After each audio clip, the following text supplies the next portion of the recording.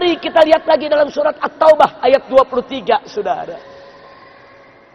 Dalam surat At-Taubah ayat 23, wallahu subhanahu wa ta'ala qala, ya ayyuhalladzina amanu la tattakhidhu aba'akum wa ikhwanakum awliya in istahabbul kufra 'alal iman wa may yatawallahum minkum faulaika humudz zalimun. Shadaqallahul azim.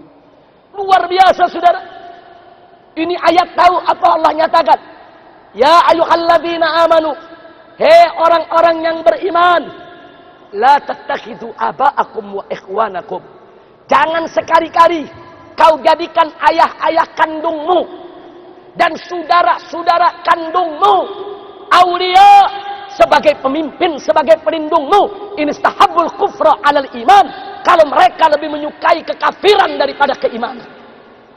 Jadi artinya, saudara, walaupun ayah kandung kita sendiri, walaupun saudara kandung kita sendiri, kalau mereka kafir, tidak beriman kepada Allah, haram untuk kita jadikan sebagai pemimpin, saudara.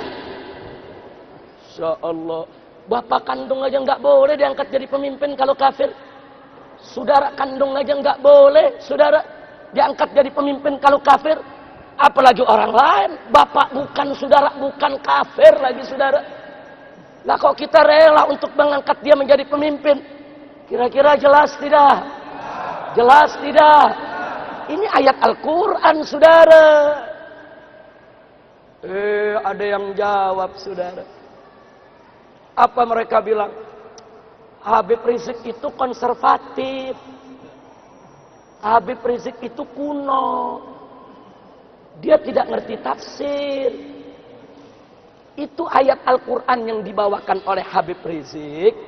Itu dulu waktu diturunkan kepada Nabi, belum pemilihan langsung.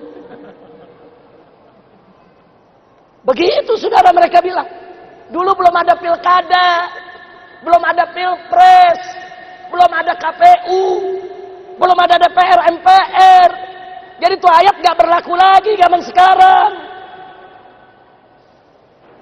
Jawab jangan. Jawab jangan. Jawab atau PR aja? PR. Saudara, kalau begitu pola pikirnya bahaya. Nanti jangan-jangan ada yang bilang begini. Begitu ada kiai mengatakan, saudara-saudara, berzinah itu haram, melacur itu haram. Jangan-jangan nanti dia jawab apa? Itu kiai ketinggalan zaman. Itu ayat dulu waktu turun, itu belum ada lokalisasi. Sekarang kan udah ada lokalisasi, udah ada mucikari megermonya. Dulu belum ada. Ngawur tidak? Ngawur tidak? Kalau cara berpikir semacam itu dibenarkan, nanti begitu ada ulama mengatakan judi itu haram, dia bawakan ayat Quran tentang judinya, saudara.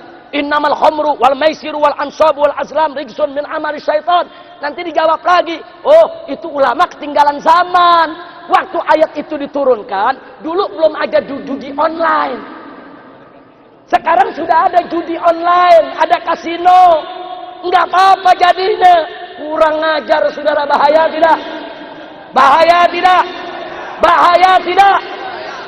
Saudara, ketika Allah subhanahu wa ta'ala mengharamkan perzinahan, mengharamkan pelacuran, bukan karena lokalisasinya, bukan karena tempatnya, bukan karena mucikari atau germaknya, saudara, tapi yang diharamkan oleh Allah adalah hubungan intimnya tanpa melalui pernikahan, saudara. Mau macam manapun, apakah itu mau pakai apartemen, mau pakai mucikari, nggak mau pakai mucikari, mau pakai germo, nggak pakai germo, ada lokalisasi, nggak ada lokalisasi, zina tetap haram, titik. Kira-kira jelas tidak? Begitu juga judi, saudara. Nggak peduli, mau judi online, mau kasino, mau ada, mau nggak ada, tapi yang namanya pertaruhan, saudara, sebagaimana yang disebutkan dengan istilah maisir, sekali diharamkan oleh Allah, tetap haram. Begitu juga minuman keras. Ntar kalau ada kiai teriak minuman keras haram, Dibacain ayat Qur'annya. Nanti mereka bilang apa? Wah, dulu kan belum ada pabrik angker bir. Dulu kan belum ada legalisasi minuman keras, belum ada undang-undangnya. Kalau sekarang udah ada undang-undangnya. Kacau tidak? Kacau tidak?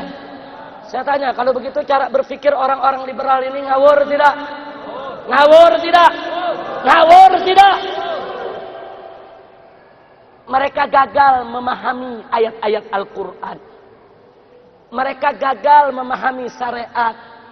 Maka itu saya suka sebut, kaum liberal ini walaupun gelar mereka profesor doktor, banyak yang gagal paham, saudara. Tahu gagal paham? Kalau bahasa inteleknya, bahasa akademik, keterbelakangan intelektual. Kalau bahasa anak mudanya,